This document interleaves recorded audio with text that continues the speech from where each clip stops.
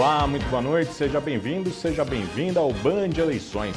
Nós seguimos com as entrevistas com aqueles candidatos à Prefeitura de Campinas que não participaram do debate, que não são aptos a participar do debate da Band com os candidatos à Prefeitura da cidade. Então hoje nós vamos conversar neste primeiro bloco com o Rogério Parada, ele que é candidato pelo PRTB. Nós vamos ter essa entrevista de 12 minutos, então, a partir de agora. Rogério, muito boa noite, seja bem-vindo ao Band Eleições. Boa noite, obrigado. E conosco mais uma vez a Rose, para quem eu já passo a palavra. Boa noite, Rose. Boa noite, Marcos, boa noite, candidato, boa noite aos telespectadores. Bom, candidato, eu vou começar falando sobre a sua declaração de bens à Justiça Eleitoral. O senhor está apontado como um dos candidatos mais ricos, na verdade é o mais rico entre os candidatos daquilo que foi declarado à Justiça Eleitoral, mas o que chamou atenção na tua declaração foi que o senhor colocou lá que o senhor tem 380 mil em espécie guardados e mais 25 mil dólares. Por que essa preferência em guardar dinheiro em casa? Porque isso, sinceramente, é estranho para todas as pessoas. Bom, Rose, eu não me surpreenderia, esperava responder perguntas sobre plano de governo, Campinas, mas vamos lá. Inclusive ontem você colocou no seu blog que eu guardo esses 380 mil reais na minha casa. Eu não sei como é que você está sabendo que está na minha casa, porque você nunca foi na minha casa. Mas enfim, até pediria a você que tomasse mais cuidado, porque eventualmente amanhã ou depois pode entrar gente na minha casa procurando esse dinheiro, achando que está lá, fazer alguma coisa com a minha família por conta dessa notícia que você veiculou no seu blog. Inclusive na minha empresa também já tem gente filmando, tirando foto da fachada, etc. Mas é muito fácil de responder isso para você. Fiquei surpreso também de identificar que eu sou mais rico dos candidatos, mas no Brasil existe uma diferença muito grande entre o que se declara e o que se realmente tem. No meu caso, especificamente, como eu sou uma pessoa correta, o que está lá é o que eu tenho de fato. Vou te explicar, você está curiosa, eu acredito que você acha que os eleitores estão curiosos em saber por que eu... Candidato, pois não? Deixa eu só colocar para o senhor, não é curiosidade.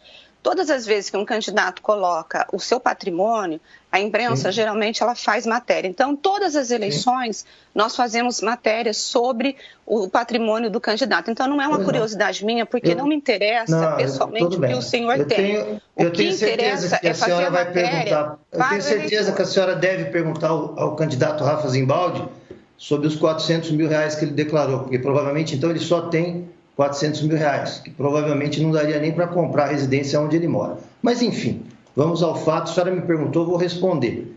Como a senhora deve saber, não sei se vai ser a próxima pergunta, se é que ela vai existir, eu fui sócio de uma empresa nos anos 2000, essa empresa veio a quebrar. Eu tenho isso relatado em vídeos no meu site, quem quiser olhar, www.rogerioparada.com.br, onde eu, por ser sócio dessa empresa, passei por muitas dificuldades, teve um período na minha vida, inclusive, a senhora não deve saber, mas o eleitor é bom saber, eu entreguei caixas de cerveja em bairros da periferia, fiz sabonete com a minha esposa para vender em feiras em Souza, passei por tudo isso.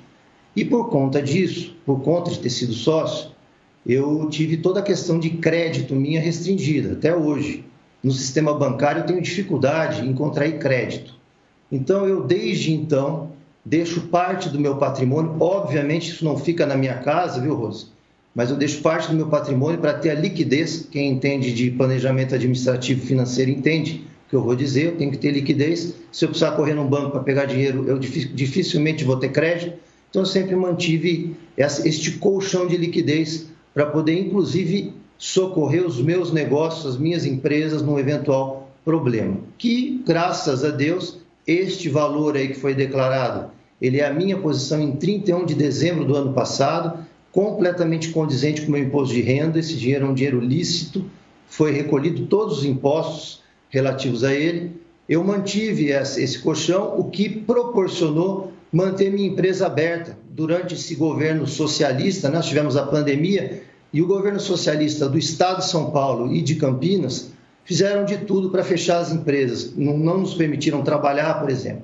Então, parte desse dinheiro, grande parte desse dinheiro, ele não existe mais hoje, Deixo isso claro aqui, inclusive se alguém for me assaltar para tentar pegar esse dinheiro, não existe mais, grande parte dele, eu devo ter ainda uns 20 mil reais guardado em casa, esse sim guardado em casa, mas vai se acabar nos próximos dias.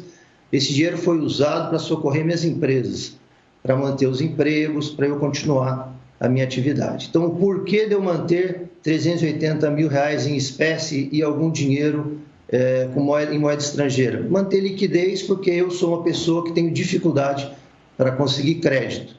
E como eu tenho negócios num governo socialista, que não é parceiro do empresário, eu preciso me precaver. Eu sou uma pessoa de planejamento e esse dinheiro foi mantido para isso. Mas é um dinheiro lícito, está lá no meu imposto de renda, Receita Federal, tudo direitinho. Não sei se eu consegui ser claro aí. Conseguiu.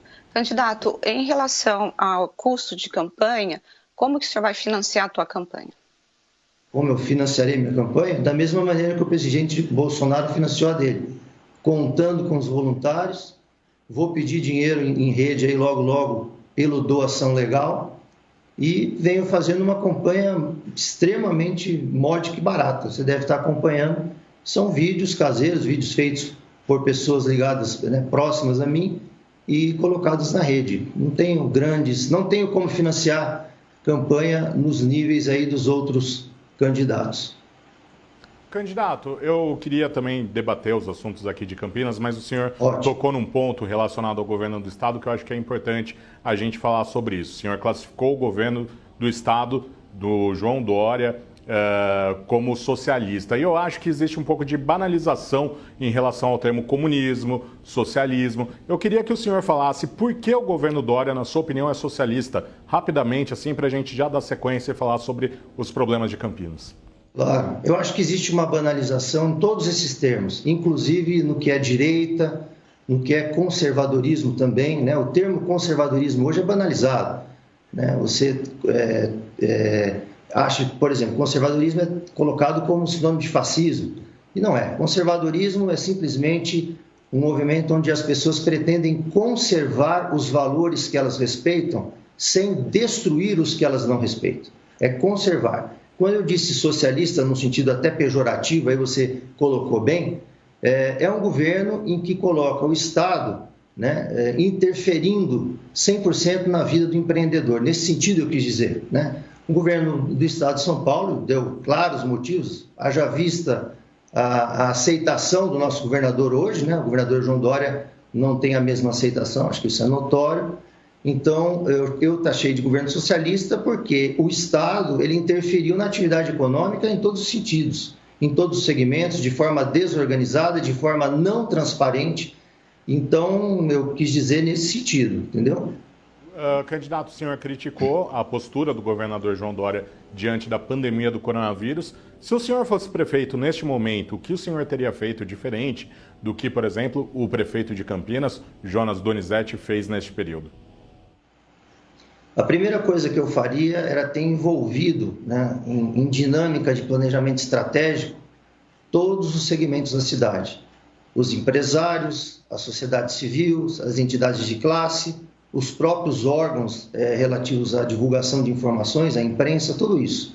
A prefeitura deveria ter puxado um processo de liderança e coordenação para envolver toda a sociedade na discussão do problema e não impor medidas, vamos dizer assim, padrão, medidas de prateleira que vieram do governo do Estado sem serem sequer questionadas, tá? Então, o que eu faria de diferente? Faria isso. Eu, por exemplo, tem pessoal, você deve ter acompanhado isso, pessoal que é ligado aos centros de beleza, né? Pessoal cabeleireiros, manicures, tudo mais, eles até tentaram se organizar para ir conversar com o prefeito, tentar colocar, né, o posicionamento, que o segmento estava simplesmente falindo, acabando, como de fato ocorreu. E a maneira como a administração pública demonstrou a sua parceria com o empreendedor foi passando o nome de todas as pessoas que estavam lá na reunião para o Ministério Público e dizendo que essas pessoas estavam promovendo aglomeração na porta da prefeitura. Então, o que eu faria de diferente? Praticamente tudo, mas principalmente eu colocaria ferramentas de governança, ferramentas de mecanismos de liderança, mecanismos de planejamento estratégico e de controle para enfrentar a crise com a ajuda da sociedade toda. porque na verdade o que a prefeitura fez, ela se colocou como inimiga da população, ela se colocou como algoz da população, né? Ela não foi parceira. Então a minha maneira de tratar seria essa. Eu chamaria todo mundo para o diálogo e trabalhar, né? Trabalhar incansavelmente para defender os interesses do cidadão de Campinas e não me portar como mais um secretário do governo do estado que nem sabe o que está acontecendo aqui em Campinas e que mandou uma série de medidas padronizadas e todo mundo engoliu e aceitou de forma passiva. Então, o senhor não faria a restrição das atividades econômicas, é isso que eu estou entendendo? Da maneira como ela foi feita em Campinas, não. Sem a participação dos setores, eu não faria. Ela foi imposta, ela não foi discutida. Agora, candidato, em Campinas nós temos uma questão que é a mobilidade social e nos últimos anos no Brasil, essa questão entrou numa pauta para o brasileiro até mesmo antes do combate à corrupção. E nós temos hoje uma concessão que precisa ser licitada, uma das passagens mais caras e muita reclamação no sistema de transporte. O que o senhor faria? Mobilidade social, que você disse, seria o transporte e mobilidade urbana. Muito bem. Tudo. Mas eu falei um pouco do contrato de ônibus primeiro. Tá. Vamos lá. Com relação a essa licitação, que é uma licitação importantíssima, porque ela vai comprometer 15 anos de administração, ou seja, os próximos 4 prefeitos vão ter que se curvar ao que for determinado nessa licitação, né? O que eu pretendo fazer, isso também está no meu plano de governo. Primeiro, nós temos que fazer uma auditoria e uma análise nesse processo licitatório como um todo, porque a única coisa que tem que orientar esse processo são as questões técnicas, as questões científicas de mobilidade urbana e transporte de Campinas. Esse edital ele não tem que ser, vamos dizer assim, escrito com o objetivo de atender a interesses econômicos ou partidários ou políticos. Então, o que nós pretendemos fazer? Rever esse edital como um todo. Eu tenho certeza que o preço da passagem em Campinas pode ser, sim, reduzido com a participação dos empresários do setor, sentando e discutindo isso, que é muito importante. A metodologia para a composição da tarifa de ônibus, ela tem inúmeros, vamos dizer assim, fórmulas, né? Componentes, variáveis que podem ser negociadas, que podem ser conversadas, podem ser rediscutidas. Então, a nossa ideia é rever esse edital como um todo, conversar com os empresários e com a sociedade e refazer todo o estudo desse edital. Nós não pretendemos mantê-lo da maneira como está. Ok, queria agradecer a participação do Rogério Parada, candidato a prefeito de Campinas pelo PRTB, aqui no Band Eleições. Um abraço, candidato, até mais. Eu que agradeço, um abraço forte a todos, fique com Deus.